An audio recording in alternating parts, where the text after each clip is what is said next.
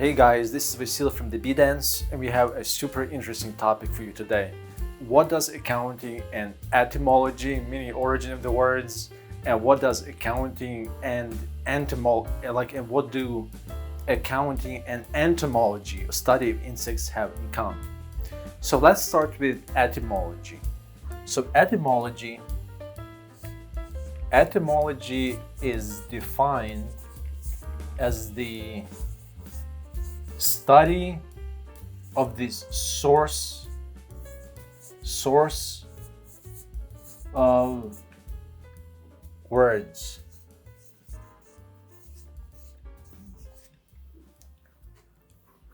So usually one should know several languages in order to see the connections between those words and ultimately go to the source. Where did this word originate? So I'll give you an example of the words that don't seem connected, but they actually are connected. So let's take Ukrainian word chlib. Chlib means bread in Ukrainian. So chlib. So the transliteration would roughly be like this: KHLIB. And you don't notice, like in my last name, it's KH. It's actually guttural ch sound, but in English people cannot do guttural ch. So it's like actually, they probably read this as chlib, even though in the original it's chlib. So that's bread in Ukrainian. Okay, and you try to say, why is it chlib? Where did it come from? Why do we say chlib? Well, if you start looking deeper, then you realize it comes from Old Germanic chleif. Chleif. This is old Germanic root.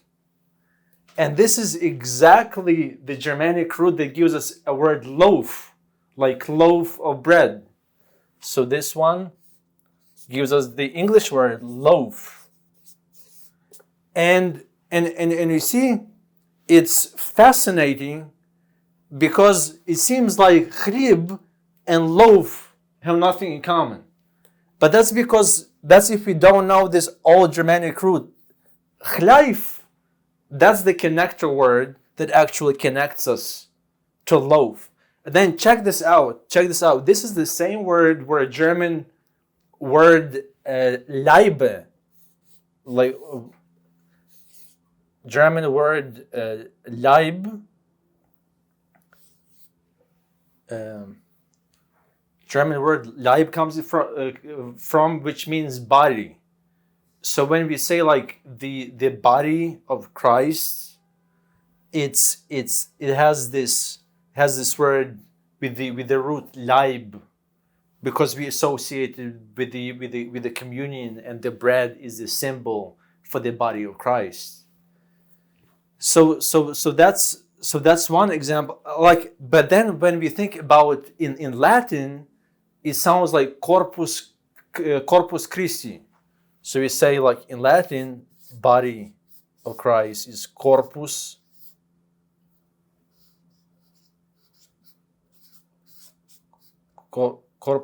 Christi. Like, I don't think it has this H. It's corpus Christi. But you see this word like corpus. That's the same word. It means like the body of something. The same word that gave us the word corporation. It's like the certain entity, the body. And the same word that gives us the word corpse, or a dead body. So we see those interconnections playing out. So I'm really fascinated with etymology, and I was like asking myself, Vasyl, why are you so obsessed with etymology? Why do you want to know where this word comes from? And European languages Indo-European languages ultimately come from Sanskrit. So a lot of these words have the root, Indo-European languages have the root in Sanskrit. So I thought, like, why are you trying to always like dig so deep? What's the point? And then I realized that I really like to get to the root of the matter and say, what's the source? What's the origin?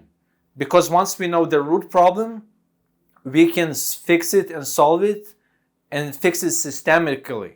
So when we talk about the cloud, and we say, yeah, we have the cloud, we can store different things with the cloud. But then the question is, how do we fix the underlying data so that whatever company is storing the data doesn't have access to the underlying data, that there is no leakage. So if we just move data around to different storage points, be it the cloud or off cloud, there can be leakage to the third parties. But then how do you solve that problem systemically with the storage of the underlying data to prevent the leakage to the third parties? That's the real question. So usually the better the question, the better the answer, the better the solution. And it's EY's, one of the EY's taglines, in fact. So when we talk about sources in accounting, we have sources of funds,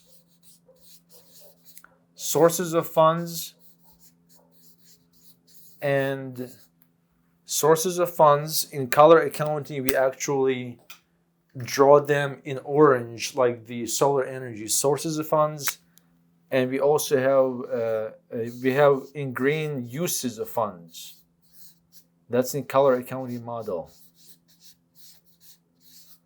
So when we talk about, in order for us to have uses of funds, such as assets and expenses, that's the sources of funds. That's the uses of funds. We can buy assets with the funds. We can incur expenses to fuel the business growth.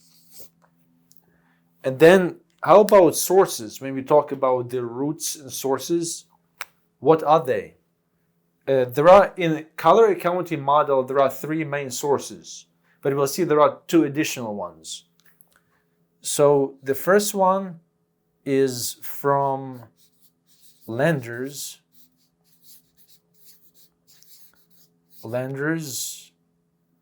So we can broadly call it from creditors, but here we'll write lenders. Then it's like from funds from owners and investors. And thirdly, generated revenue, generated equity, or equity from revenue, generated equity. So in color accounting, it's three main sources of funds. But there is actually, so color accounting gives us a basic model. But if you want a more complete model, then we have to mention two more sources. The fourth one actually has to do with public-private partnerships. That's money from the government, such as tax incentives and credits, government grants, things like that. So here we'll write from the government. And there is actually the fifth one, which is corporate sponsorship. Because sometimes in order to build the brand name and brand equity, some bigger company wants to sponsor a small business in exchange for getting the brand recognition in the market. So the fifth source of funds is corporate sponsorships. Corporate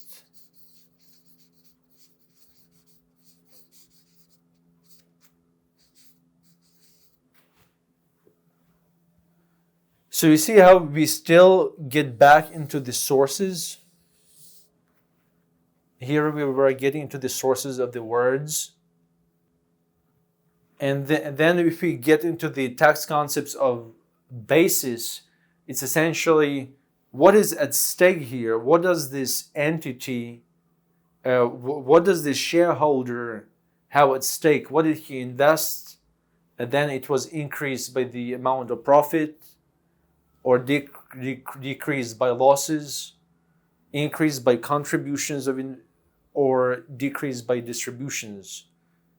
So what's the source of that equity?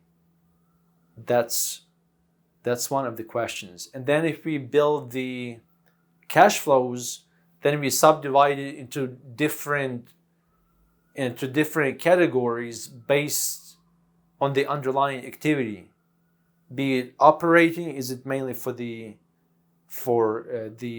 financing related to operating the entity, such as very running the business, different expenses associated with running the business, that would be the outflow. Or is it financing source? Is it from equity holders, or from the lenders? That's from financing activities. And finally, we talk about investing activities, investing in equipment, in investing in various investment vehicles and mechanisms. So unless we understand the source, we can solve the symptom, but we didn't address the root cause of the issue. That's why getting to the source is so important. Then let's remove this page here.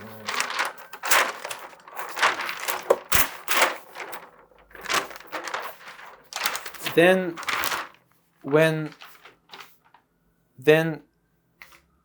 somebody can ask, how did you go from linguistics to law to accounting? So it's actually all connected, because linguistics is like, we talk about language, and then here we have law. And how is law usually represented? It's represented through words, through the body of text. So it's certain text.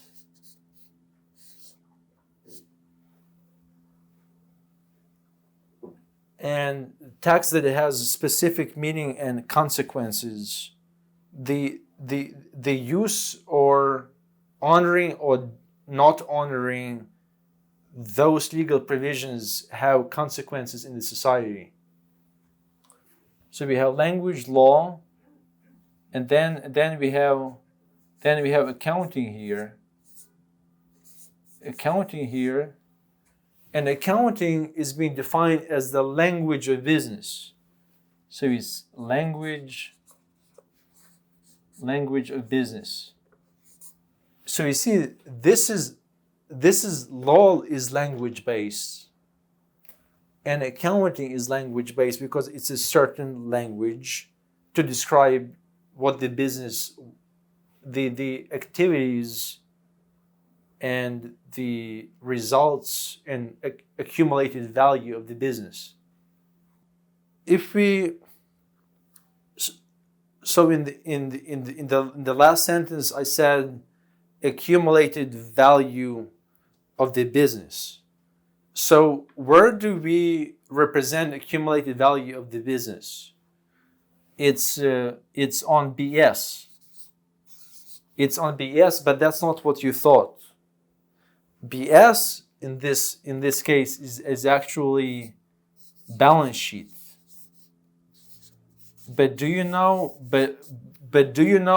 another way to decipher BS is behavioral statement. Behavioral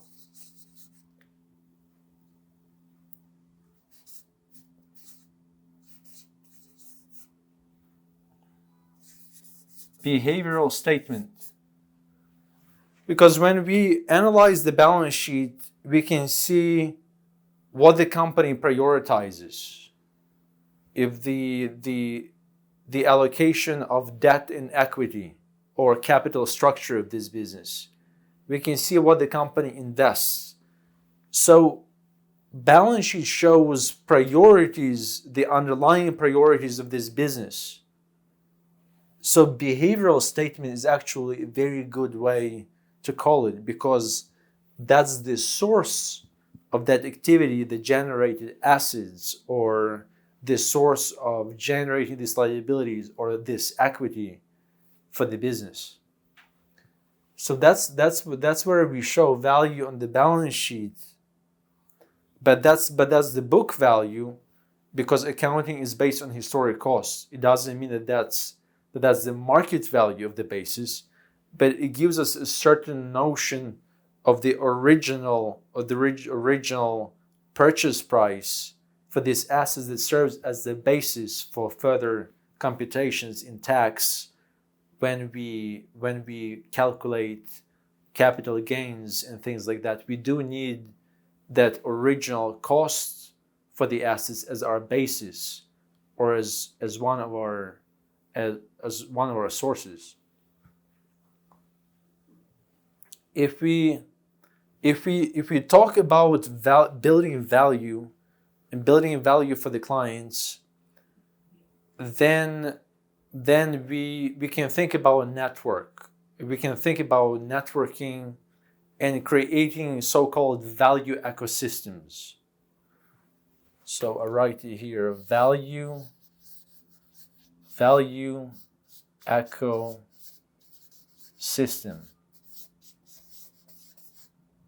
Value ecosystem.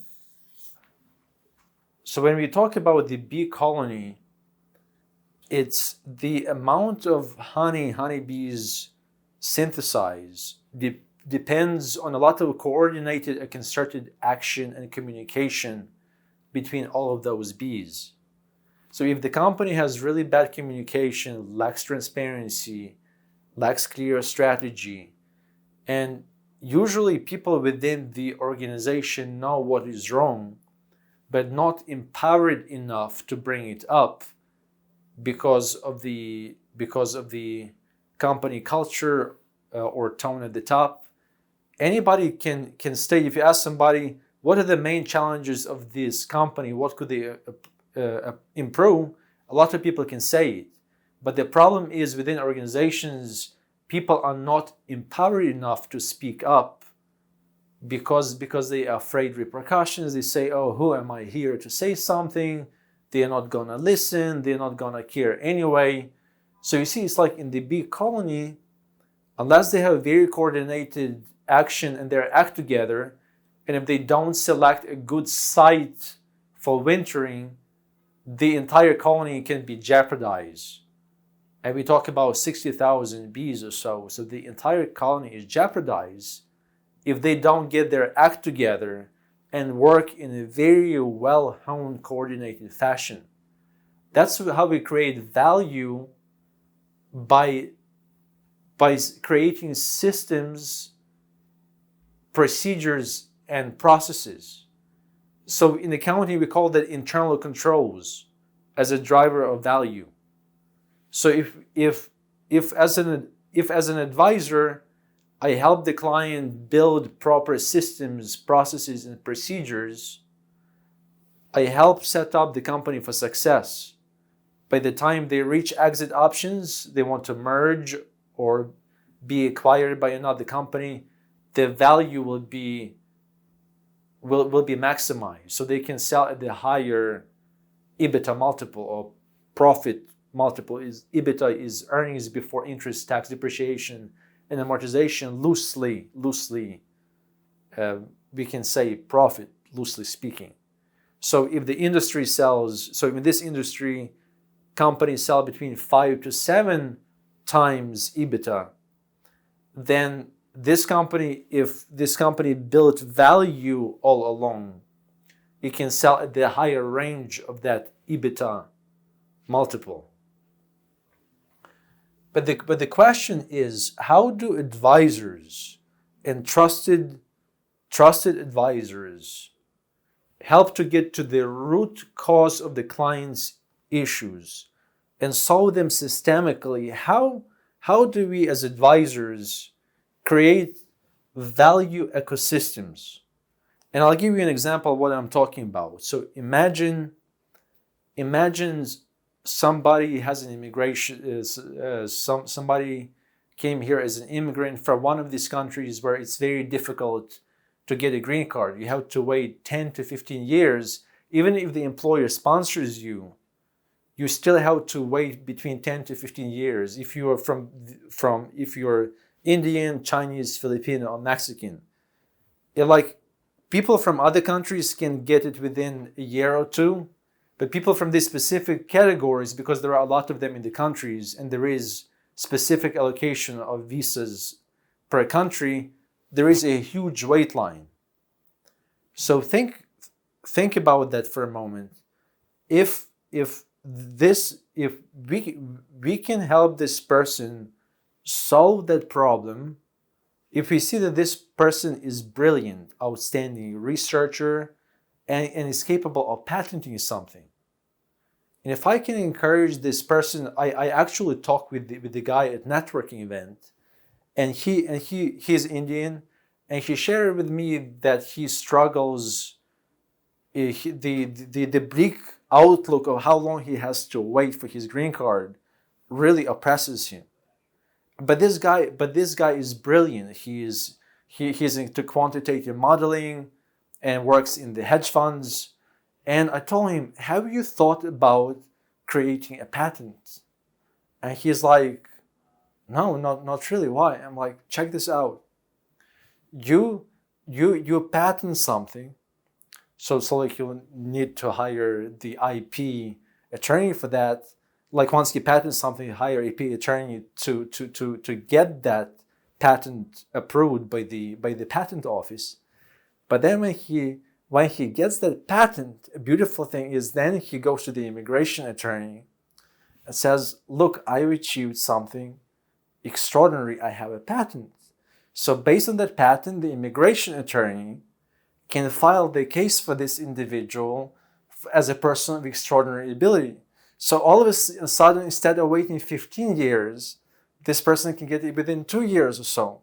So you see, like, what a huge difference. And it's like, so it goes back to the point, okay, if we are trusted advisors to people, how do we create this value ecosystems, really going to the root cause and saying, how can we bring these professionals together so that we can solve this issue well? But check this out, it doesn't end there. So like this person, so we have foreign researchers who invest in foreign researchers who engage in research and development activity for the company. And they don't even have to invent something profound. It's the government's research and development credits, tax credits, are the government's way to encourage experimentation by the companies. So if these people, if these foreign individuals, researchers and scientists engage in the scientific inquiry and in the scientific process, hypothesis testing, and follow the scientific approach, attempting to improve the company's processes, products, or enhance them, then they can qualify for research and development credits.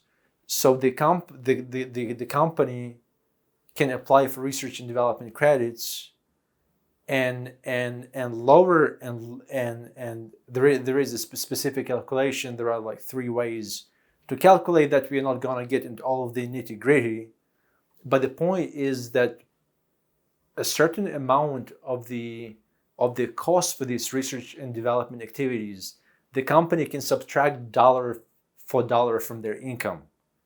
So you see, that's another advantage of engaging in research and scientific activity like that.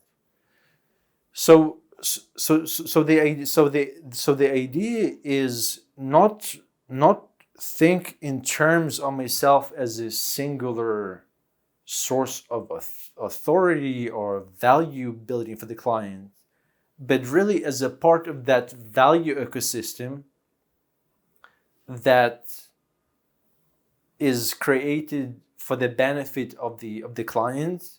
But if it's a well thought out value ecosystem, it benefits the entire society. So that's the notion behind those value ecosystems. So that's another etymology. So in other words, when we build these referral and network ecosystems, we deal with the word network. So I got curious as to what the word network really originates from. So the word network, as you can imagine, comes from fisheries. So it's like net with which the fishers were catching fish. So here we have network, and the primary meaning was, so it's like fisheries. Then I thought then I started asking myself, what came next? Was it the IT, the computer term, or a social term came first and then the IT term?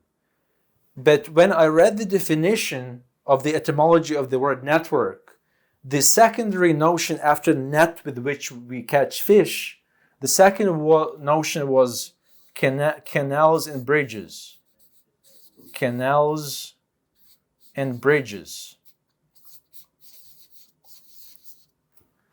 So it's transporting something from canal A to canal B to canal C until it reaches its final point of destination. Then the tertiary meaning of the term was network, like in the system, like in the telegram system, for example. So it starts trending more towards eventual digital notions. So we have in 1914, the word network started being used as a system system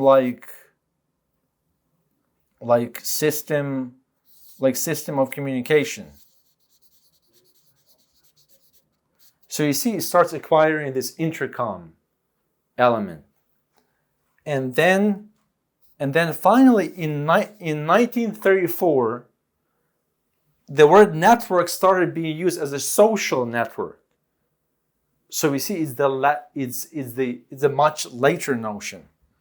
So in 1934, it acquired a meaning of a social network that we frequently use this word today. Social network. But you see how in each of the cases, from fisheries to canals and bridges to system of communication to social network, we are dealing with the points, with the pieces and parts of a certain ecosystem. So you see, we get back to value ecosystems. And then we talk nowadays about ESG, environmental, social, and governance considerations of the business activity. That means we also must think in terms of ecosystems, because if we don't take care of our employees, then it causes ripple effect. They are not happy, they come home, disgruntled families, possible divorces, the health problems, burdens in the society. So we talk about like social interactions, and I really like that Robert Greenleaf, who talks about servant leadership a lot, he says that the ultimate test of whether we are being servant leaders or not is if our activity contributes to the least privileged members of the society, or at least they don't get further deprived. Because he says, okay, maybe this activity doesn't directly impact the least privileged members of the society, but at least let's make sure that their situation doesn't get worse because of our activity, because we still hold this notion of the value ecosystem. So that's ESG. So we talk about S, or social considerations, but then how about environmental? Well, we know about the depletion of natural resources, and if we're not careful, the resources keep on getting depleted.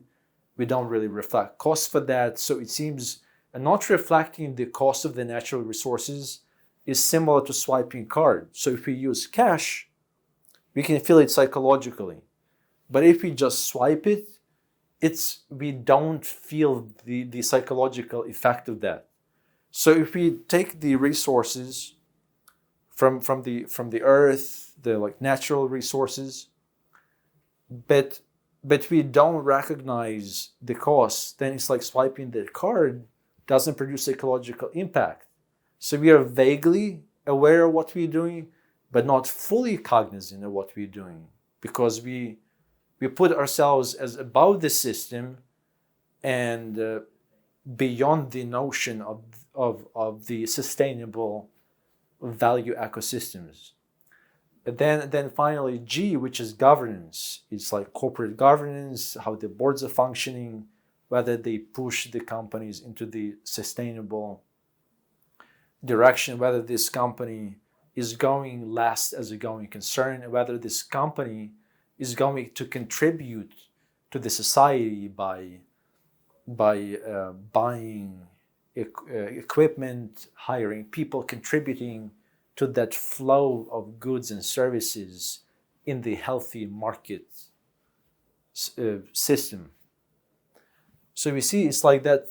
That's why when somebody says that the role of the accountant is to reduce taxes, it's very primitive, rudimentary to me, because the role of a good accountant is to take the client through the entire value ecosystem, really create the system for them to preserve, to help them build their wealth, but then preserve that wealth as a legacy to the future generations. And we can accomplish that through real estate holdings and then trusts holding those assets.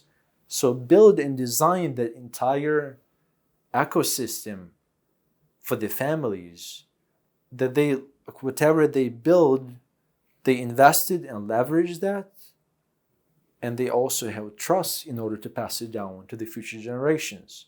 So it's like goes back to the value creation as trusted advisor.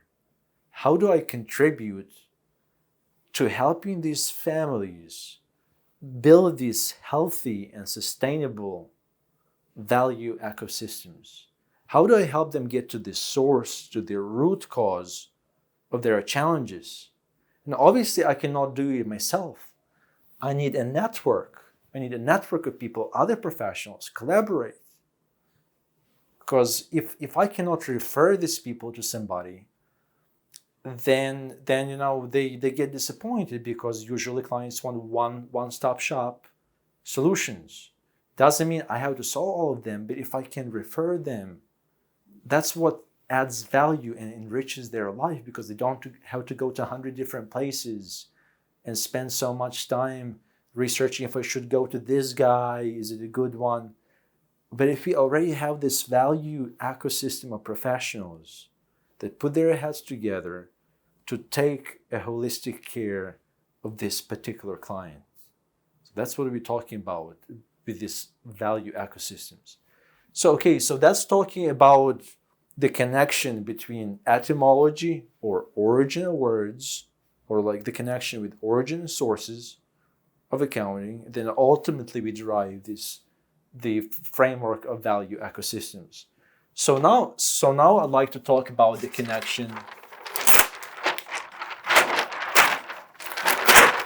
Now I'd like to talk about the connection of accounting and entomology. And entomology is a study of insects.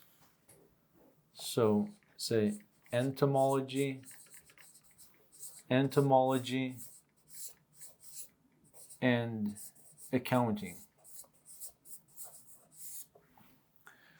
So we talk about ecosystems, and we talked about ecosystems of insects. and the role they play in pollination and the food chains, and ultimately puts food on the table. Because if the pollination didn't exist, we wouldn't be having crops. We wouldn't have food. So these small creatures and organisms play a big role in these food chains and value ecosystems. So it brings us to the notion how a small thing can make a big difference. How a small thing can be a lever to great changes. So it makes me think of the story that a couple had marital issues, and they kept on fighting, and their married life was getting worse and worse. The quality was getting worse and worse. So their therapist asked them, "When do you usually fight?" And they said, "In the evening." And he said, "Why don't you try to fight in the morning?" And they were like, "Oh, this guy must be kidding us. What's the point?"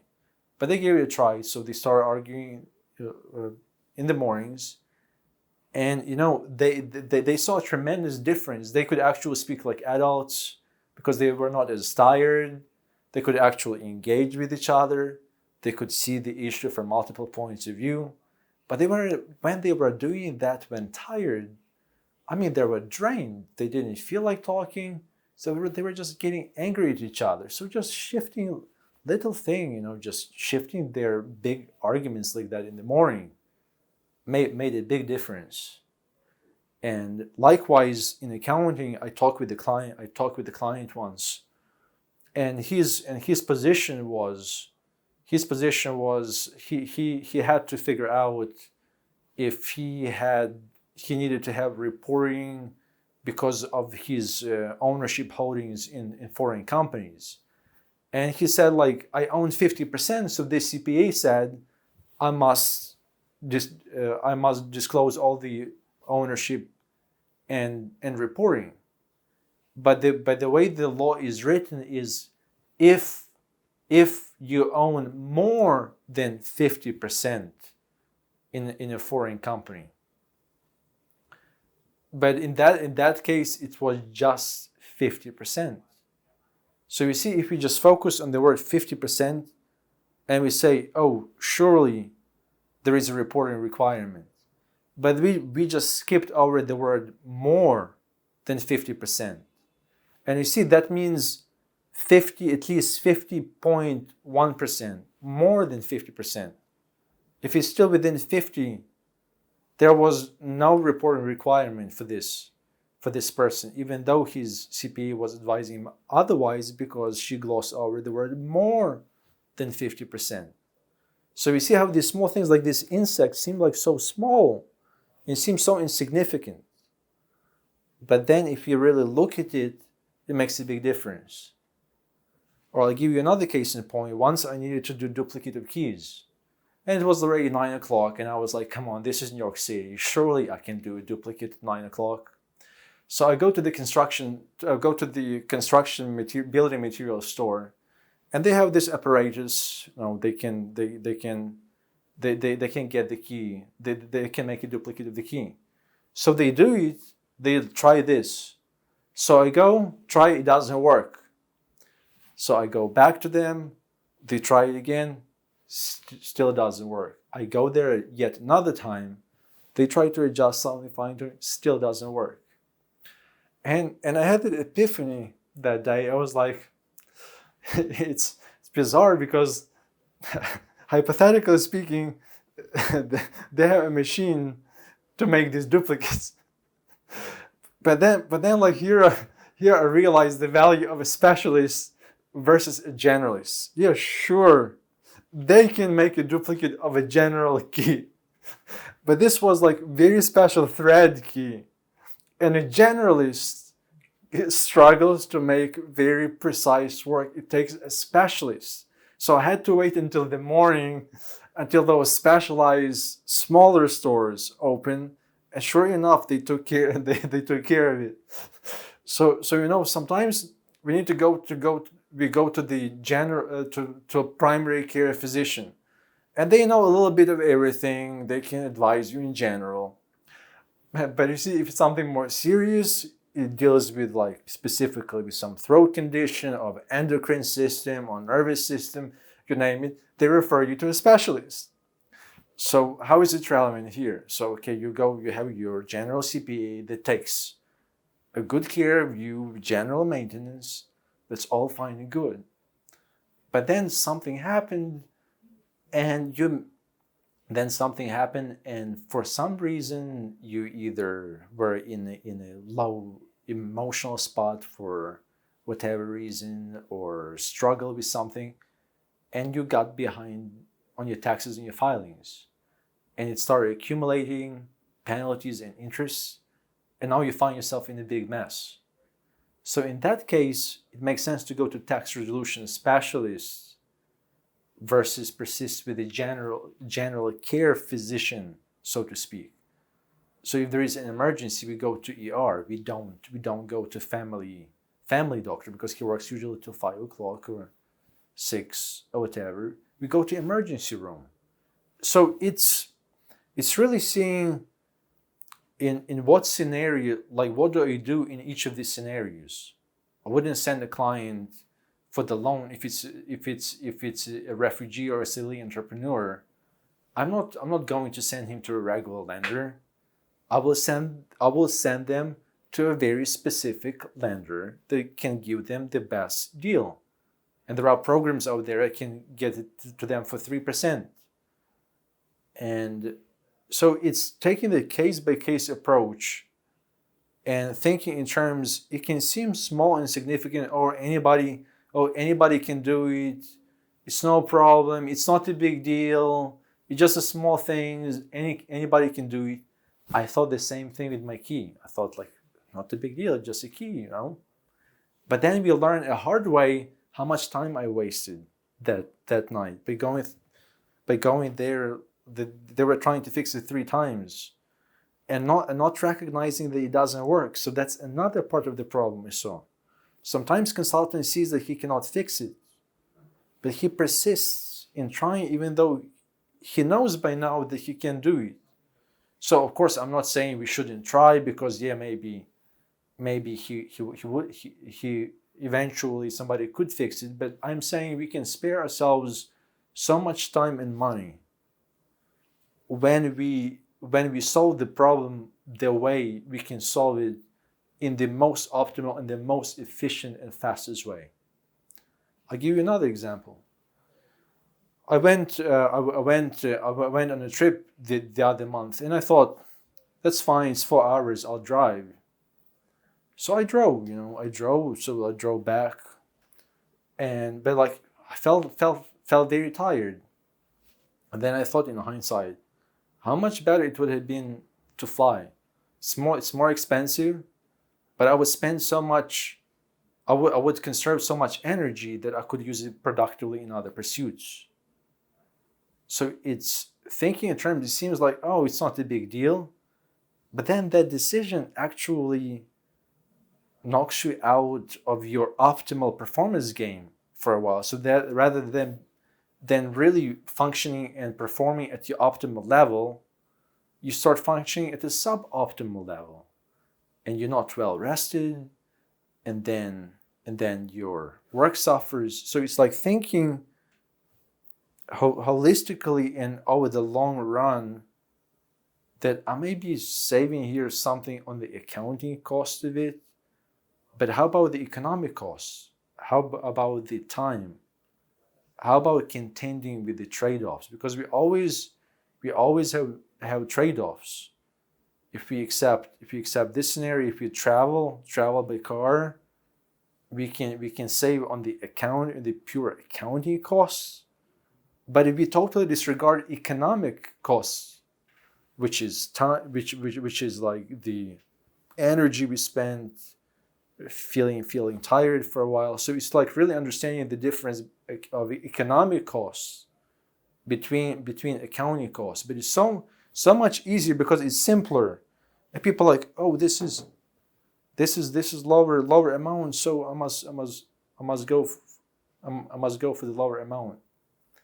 But that's but that's disregarding the true economic costs, the true value you're creating or the true value you're losing. Because in these two tensions between value generation and value destruction, that's how eventually we get profit or profitable year, if you will, when we maximize value generation over value destruction. So that's one of the lessons that we have from insects, that small things make a big difference. But we in the field of biomimicry, so we call it biomimicry. It's we observing the natural phenomena, and we take lessons for ourselves, for our interactions, for our social life. So the company Velcro, they created Velcro on sandals, that stickers. Well, they observed that burdock, a certain type of burdock, it's sticky. You walk in, it sticks to your pants, and they say, this company thought perhaps we can design something like that for sandals, and we can stick the flap of the sandal easily like that. And that's how Velcro sandals came about, by observing nature and mimicking nature. The most reputable living authority on honeybees is Dr. Thomas Seeley. He wrote the book The Honeybee Democracy, and he published an article in Harvard Business Review talking about the lessons we learned from the honeybees, and he listed several of them. One of them is that the coordinated fashion in which the bees make decisions, collective decision making.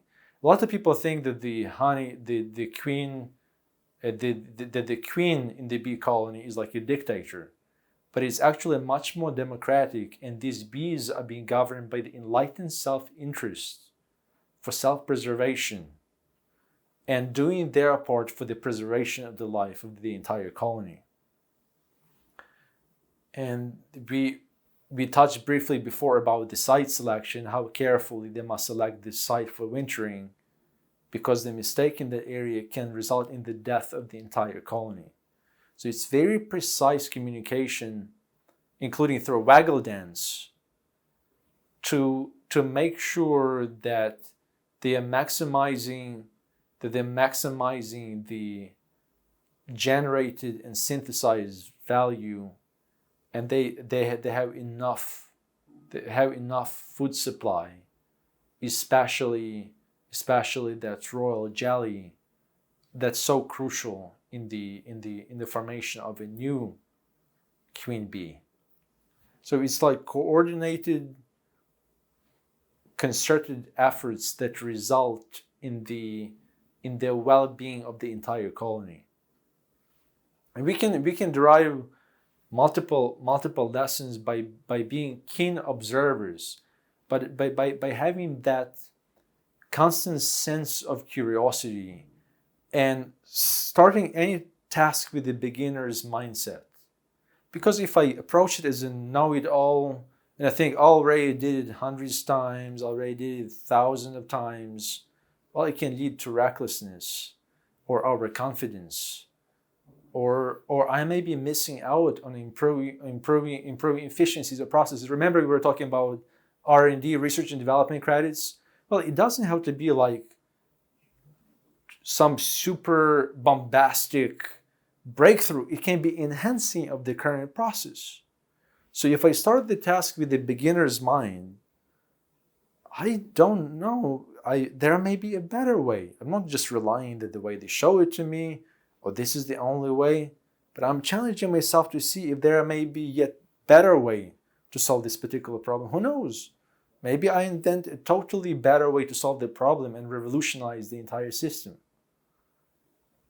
And there is an interesting experiment that one guy does with the professors. I don't remember the name of the professor, but he gets these professors into the room and he gives them a Rubik Cube challenge. So the professors have to struggle with putting that Rubik Cube together, and they really struggle usually.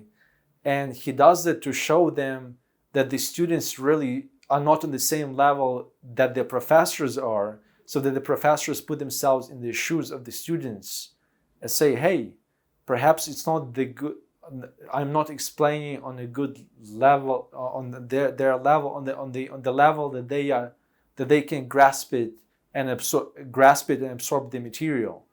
So it's like, if we challenge ourselves in our when we engage in this social dance, when we maximize the value ecosystems, that we challenge ourselves to talk to each other and relate to each other in the way that would be good for that party to whom we want to add value. And if it goes on both ways and we go for win-win scenarios, that's how we create sustainable value ecosystems. So here you go, guys. We talk about the connection of etymology to accounting and entomology in accounting. And it seems like on the surface that these things have nothing in common. But if you look deeper, you realize it's much more interconnected. The accounting represents the underlying economic reality. And the question is whether those financial statements faithfully represent the underlying economic reality. That's why in taxation we have such concepts as substance over form, because we want to make sure that the underlying economic reality and nature of the transaction is being honored and taken into account. I hope you derived value from today's talk, and if you like the channel, please subscribe to the channel, and in the chat box write the topics that you would like to further discuss, the topics of interest, because we want to build that dialogue here that will be beneficial for the viewers on a path of creating those like sustainable value ecosystems. Cheers and cool bees.